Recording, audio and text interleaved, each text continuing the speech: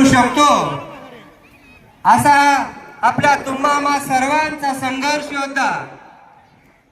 मनोज दादा जरांगे पाटील पश्चिम महाराष्ट्र सर्वांना एक कळकळीची आणि नम्रतेची विनंती आहे, दादांची ज्यावेळेस या गेट मधून एंट्री होईल त्यावेळेस कुणी उठायचं नाही। आपण ज्या ठिकाणी बसला त्या ठिकाणी बसायचं आहे। कोणी दादापाशी घेऊन बसतोय ही ताकद फक्त तुमच्या उपस्थित सर्व मराठा समाजाच्या ताकदीवर त्या ठिकाणी करताय। फक्त समाज पाहिजे। का समाज पाहिजे तर समाजाचं काहीतरी देणं लागतोय, ते देणं मला कुठल्या तर माध्यमातून फेडायचं आहे आणि माझं आयुष्य मी समाजासाठी अर्पण करणार आहे।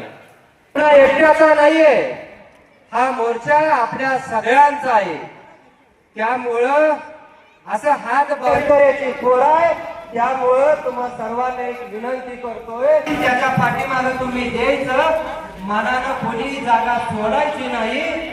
कारण ती प्रत्येक गावामध्ये पोहोचली होती, गावामध्ये येऊन आपल्या सर्वांना त्यांनी सांगितलं होतं की ही सभा कशासाठी ऐतिहासिक करायची। कारण हे आरक्षण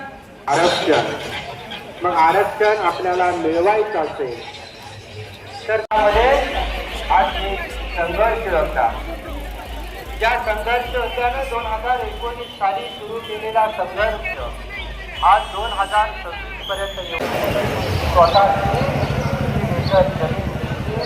त्या प्रकरणामध्ये बसलेल्या समाज बांधवांना माता होता जमीन राईट साईडला